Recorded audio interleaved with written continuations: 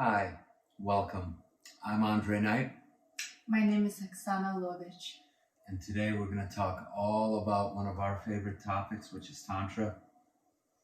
Tantra, now, a lot of people, when you hear the word, obviously people think sex, they think wild, crazy sexual positions. That's actually the Kama Sutra.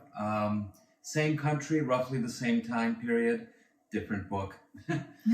uh, Tantra is the study of energy, if I had to sum it up. All of the ways that energy affects and influences our lives and all the ways we can experience it. Now, sexuality is, of course, a big part of experiencing energy, but it's not the only part. To say Tantra is just about sex is really to miss out on the other 90% of it. Tantra really is a way of living and experiencing and participating in the world. A good news is when you learn Tantra, I think you can really experience the state of ecstasy as a normal way of living and experiencing life. That's the state that is not known to a lot of people because, and I mean the state without any drugs or anything, just a state of ecstasy, a state of excitement, state of love for life, a state of when you experience life with all your senses. Sensual living, really. Yeah, sensual living. And that's when you also begin appreciating life in a different way. You appreciate food, you appreciate experiences to a different level. All the senses. You can eat tantrically, taste tantrically, you can smell tantrically, you can hear tantrically, really. It's about really getting in touch with your senses in a much deeper, much more meaningful way. And we should also bring up shame a little bit because it stirs up all sorts of feelings when we talk about our sexuality. There's nothing shameful about your sexuality. Absolutely not. It's literally a brainwashing. It's something that's coming from years, from our parents, from our government, from Religions. books, from everywhere, I think. But it's such misunderstood concept because what's shameful can it be in sexuality? But of course, again, the sexuality that we are introduced in our modern time may not be as sacred, not be as sacred. And that's why some people may have wrong ideas. But the actual sacred sexuality was actually a very powerful tool in the past. That's why queens and goddesses of the past, for example, Cleopatra and Isis, right? They practiced Tantra. And we cannot know for sure, right?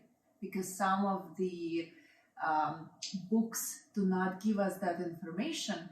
Sometimes that information was actually taken out from the books because if we all learn our power so quickly, it was bringing fears to some powerful individuals. Well, this is the ironic thing because churches kind of made themselves the enemy of sexuality and they made it sinful.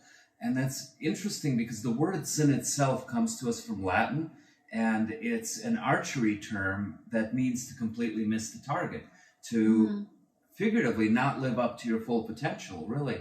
And it's ironic that religions made themselves... Hi, welcome. I'm Andre Knight. My name is Oksana Lovich. And today we're going to talk all about one of our favorite topics, which is Tantra. Tantra, now, a lot of people, when you hear the word, obviously people think sex, they think wild, crazy sexual positions. That's actually the Kama Sutra. Same country, roughly the same time period, different book. Tantra is the study of energy, if I had to sum it up. All of the ways that energy affects and influences our lives and all the ways we can experience it. Now, sexuality is, of course, a big part of experiencing energy, but it's not the only part. To say Tantra is just about sex is really to miss out on the other 90% of it. Tantra really is a way of living and experiencing and participating in the world. A good news is when you learn Tantra, I think you can really experience the state of ecstasy as a normal way of living and experiencing life. That's the state that is not known to a lot of people because, and I mean the state without any drugs or anything, just a state of ecstasy, a state of excitement, state of love for life, a state of when you experience life with all your senses. Sensual living, really. Yeah, sensual living. And that's when you also begin appreciating life in a different way. You appreciate food, you appreciate experiences to a different level. All the senses. You can eat tantrically, taste tantrically, you can smell tantrically, you can hear tantrically, really. It's about really getting in touch with your senses in a much deeper, much more meaningful way. And we should also bring up shame a little bit because it stirs up all sorts of feelings when we talk about our sexuality. There's nothing shameful about your sexuality. Absolutely not. It's literally a brainwashing. It's something that's coming from years, from our parents, from our government, from Religions, books, from everywhere, I think. But it's such misunderstood concept because what's shameful can it be in sexuality? But of course, again, the sexuality that we are introduced in our modern time may not be as sacred, not be as sacred. And that's why some people may have wrong ideas. But the actual sacred sexuality was actually a very powerful tool in the past. That's why queens and goddesses of the past, for example, Cleopatra and Isis, right? They practiced Tantra. And we cannot know for sure, right? Because some of the books do not give us that information. Sometimes that information was actually taken out from the books because if we all learn our power so quickly, it was bringing fears to some powerful individuals. Well, this is the ironic thing because churches kind of made themselves the enemy of sexuality and they made it sinful. And that's interesting because the word sin itself comes to us from Latin, and it's an archery term that means to completely miss the target, to figuratively not live up to your full potential, really. And it's ironic that religions made themselves the enemy of Tantra and sexuality when the mystics who really study it on a deep level realize that it's the fastest way to your spiritual awakening, ironically. Because see, sexual energy is the energy of creation. That's why it's the fastest way, because the whole world is the result of creation. So if your creative energy is blocked, it affects how you create, how you manifest things in the world. Well, not just creative energy, but life energy in general. And life energy is creation. What is it not created in life? The Greek word eros, where our modern word erotic comes from, literally means life. Life or life force. Yes, and realize that your health, your vitality, your energy, your productivity oftentimes get blocked when you block this sexual energy. Because I've noticed that people, like, look at the couples today and notice those who are so happy, and you can clearly see that they still practice sexuality, they have this passion, they have this energy for life, they just radiate this beautiful energy, they spread that energy, and they have that energy for everything they want to accomplish and have, right? At the same time, we may see people who stopped practicing sexuality, they view it as a chore, and they started looking something kind they of do not for their partner. nice. Look at their energy, like their eyes are not sparkling. It's literally connected with your life force energy. How much energy you have in a day. So why not begin practicing it and return to your natural state? And look at a plant. A plant is never standing still. It's either growing or it's withering and dying. There's no in between. So you got to choose for yourself what you want to be doing. Because truly, when you stop growing, some people say we stay steady. But do you know how our mind actually works? If we don't practice something for already 2 weeks, we may completely forget that knowledge. And that's often happened, that we come to a workshop or we go to a transformational event and we feel so inspired for the next week, but then we get back to our previous habits. It's because we didn't practice it, we didn't put repetition into it. I don't know how I got into it, but guys, whatever you studied today, practice it. Because truly, it's not just theory. It's not philosophy. It's meant to be experienced. Like you always say, you can talk about a strawberry all day long, but at some point, yes, you just have to take a bite and taste it. It's very important. For example, I myself went through all kinds of healing and techniques. I've studied on myself because on my journey I was healing myself, and that's how I discovered amazing techniques. And Tantra was actually my last discovery. I mean, not the last, but last major one, right? And I literally realized it was like so important. It felt before that I was studying everything and I was such a great student and constantly practicing, but it felt like I didn't experience it. What happened when I started practicing Tantra, that I felt I literally got everything that I've learned and now I put it into my program. I literally rewritten the script. It's kind of like the life. missing piece that put everything else together, right? Yeah, because it's like I also studied hypnosis, and I studied with like the best hypnotherapist in the world, I think, Marisa Peer, and I kind of realized that the same way you program the subconscious mind, the same way through sexual energy you shift the energy, kind of like putting in new energy. Like it's not just talking, it's literally like shifting it, changing the old patterns, removing blocks. It's right. It's a like practice. It's a surgeon. therapy. Yeah. It's not just about better sex. It's about being better in touch with your body, with your experience of life itself.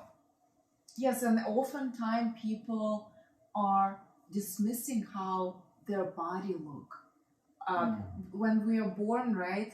How often our parents tell us, like, "Oh my God, please don't call this name. Don't say this name." A lot of times we say down there where you don't even have a name for it. Because we are programmed to think that there is something wrong with us. And that's where the shame programming starts to come in. Right now, like we have programs, if we cannot show a breast, I say don't go and show your breast everywhere. But this is Burning if Man. you do it in a sacred, beautiful way, there is nothing wrong with that. I would say let's stop showing all the violence. That's more harmful. But exactly. again, I don't say like just because I also believe that beauty is very different and sexuality too. Sexuality can be portrayed in a very not nice way, in a slutty, in a not fully connected way, or it can be shown as a sacral, the most sacred experience. So it also depends what you portray, but I do believe there is nothing wrong with you, with your sexuality, with your sexual organs. As a matter of fact, I would say look at yourself in the mirror. There are no mistakes. There are no mistakes. This is huge. This is absolutely huge. Whether you think you're attractive, whether you think you're hideous, it doesn't matter. Spend a few minutes every single day in front of a mirror, naked, just taking yourself in and appreciating yourself. All the bits, the ones you think are good, the ones you think are not so good, just experience yourself is the point. And remember, it's actually truly works, okay? When you love a part of your body, it becomes more beautiful. Because the reason why some women who don't love themselves or some men who don't love themselves, they may be very charming, very charismatic, the same with their body, but bodies, but because they don't create that connection, what you put your attention towards multiplies. So they put that negative energy into their own body, into their own temple, and of course they create more of it. So today realize how perfect you are, even if you are imperfect. The beauty is your imperfections. What I've noticed is when you try to be too much of a perfect, you lose that yourself. You are a perfect creation of life, a miracle of life. And you were born through sexual energy. Denying of sexual energy is like denying the creator, if you believe in one, or denying part of yourself. Yeah, very true. So, other misconceptions about Tantra. One is that it's all about sex. Hopefully we've shown you some other sides of it. Here's an interesting one that I often hear, like people like, oh, you're into Tantra, does that mean you can never have an orgasm? There's this belief out there that Tantra is all about avoiding orgasms, and I'd like to clear that up as well. It's about being conscious of your orgasms. It's not necessarily about denying them to yourself, but in the beginning you learn to hold it and time it so you're in control of your release rather than it sneaking up on you. The idea is not so much to avoid the orgasm, and it's not so much to back down. And obviously different teachers, their opinions vary differently on this. What I found, the trick is to get yourself to the point of orgasm and to see how long you can ride that wave, staying at the top, not backing down, but not going over either, but just riding that wave and learning to really be in tune with your orgasm, I guess is the best way to describe it. Have your orgasm with your orgasm, if that makes sense. But that's really the essence of Tantra. It's not, no part of it, I think, is about denial. That's a misconception that we want to clear up. It's really about conscious, fully aware experience. Yes, and it also teaches you to be in control of your life. Because any sad, negative experiences, it's actually energy. It's the negative energy that is possessing you at that moment. The reason why some people go into a deep depression and difficult periods of time, because they cannot clear that energy. By learning to control your euphoric energy, you can also create skills that help you to reject the negative energy. Because remember, it's like literally you are like a vessel, and the stronger your walls are against negativity, the less it will come in. But the same energy you can practice on the good energy. Can you hold it? How long can you raise it up and lift it up? how can you send it all over your body? Can you Imagine lift- the yeah. euphoria of a success, right? A business deal comes through, a proposal gets accepted, your book is about to be published, whatever it is, that rush, that euphoria, can you sustain that? If you can sustain your orgasmic energy, you can do that too. It's Precisely. literal practice. They're all interrelated. It's all very connected. That's why a lot of people who start studying Tantra realize how their financial abundance began growing. Because in the most famous book ever written on success, I mean, it was much older period of time, but Think and Grow Rich. There is even a chapter 11, and it's all about sexual energy. It's because they understood the connection. It's not only that you have more motivation and health, but it's also because your creativity is now flowing. You allowed that energy to be open and flowing. So you become a channel. You become this proactive force through which all the ideas can be manifested because you have an energy and enthusiasm for life. You awaken that energy. Enthusiasm for life. That's key. When you think of someone who is sexy, what do you think of? Somebody who's awake, alert, sparky, has a zest for life. Somebody that's so interesting, you can't take your eyes off of them, right? That's what we find attractive. When you think of somebody who's unsexy, what do you think of? Right? Somebody down, depressed, slouching, right? Yeah, sexual energy is very attractive. I have to say, if you look at actresses, famous actresses, right? Some actresses, she doesn't even have to be like super perfect, like a perfect model, but that sexual energy, when it's there, you feel it, and you're just ready to give any job, you know, like as a director, because it's the energy that at the end of the day opens the door for you. It's not how you look. That's why a lot of people concentrate too much on their appearance or their negative qualities instead of working on their energy and radiate from outside, because guess what? You will age. It's a belief though. Don't believe so because you don't age. But eventually some people do age, like their skin getting a little older. Only because they believe in it. But your energy doesn't. Your energy doesn't. You can stay young forever. But you can. I was going to say, the secret to staying young is wash yourself in your youthful energy. And keep that spark. And don't forget to explore. So, speaking of exploring, let's talk about some ways you can get this energy flowing and feel some of this zest, some of this life. First of all, like in meditation, in yoga, a lot of times you're used to taking deep breaths, right? All the way down to fill yourself up. Osho, a great Tantra teacher, once said that the perfect breath goes deep enough down to tickle your genitals on its way down. So if you're wondering whether you should breathe to your chest, to your stomach, now you know the perfect breath tickles the genitals on the way down. And that's how you know you've breathed deep enough. Now a variation on this is the tantric breath. This is where you breathe in from your sacral chakra, your sex chakra. And isn't it interesting? Sacral, where our word sacred comes from. Sacred means something holy or used for a spiritual purpose. Our sacral chakra is our sex organs. So we're going to breathe in from that area now. And this time on the in-breath, you're pulling energy up your spine, okay? And when you're ready to exhale, you let it drop. This is the tantric breath.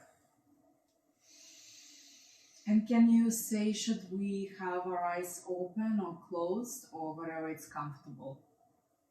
Well, it depends whether you're working solo or you're working with a partner. And this is participatory, so we encourage you to try this, not just watch. If you're working solo, probably you want to keep your eyes closed, I would say, so you can focus on visualizing the energy moving up and down through your body. If you find it easier to look at a fixed point, like a candle, a mandala, then of course eyes open. There's no right or wrong way to do this. That's the beautiful part about it. Whatever way feels right. If you're working with a partner, I encourage you to try it eyes open. And we usually, culturally, we're not very comfortable looking at each other in the eye for long periods of time because it opens us up. It exactly makes us vulnerable. It sets up that energetic connection where you feel so much more than words. For Tantra, we want to be open, we want to be vulnerable exactly to that connection. So I would say, look at each other in the eyes. If it feels a little bit uncomfortable, smile with your eyes and keep looking, because eventually you will get past the discomfort. And that's where you really start to feel each other on a really close, intimate level. I also encourage you guys, if you're working with a partner, connect left eye to left eye, which will be diagonal when you're sitting straight across from each other. Left eye is the right side of the brain. So that's the more visual, intuitive side. And you don't have to explain everything in a logical manner. That's why. So it activates and emphasizes that side of the brain. So look at each other in the eye. And first of all, just take a moment to feel. Palms, you can hold. Let the lady rest her hands in her lap. And the gentleman can hold his hands, palms over. And by the way, you can have gentleman and gentleman. You can have lady and lady. The Tantra deals with energies, yin and yang, masculine and feminine. There are men that have lots of feminine energy. There are women that have lots of masculine energy. So it really doesn't matter if you're gay, straight, somewhere in between, gender fluid. We are working with energy. So you can always lean towards the masculine, towards the feminine side. We encourage partners to play with polarities more than anything, rather than labels. So you can put hands over each other. You'll feel the energy flow, usually within minutes of making eye contact. And you can spend a few moments just in silence, just feeling that energy. And then take your breaths in sync. Remember, starting bottom up. And let it drop. Let's take a few of these together.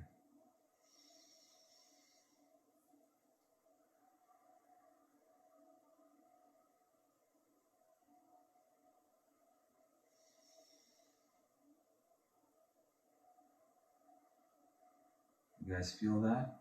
I should also mention we're sitting knee to knee, and more contact points you have between you two, the better. You have your eyes, your palms, your knees, your breath.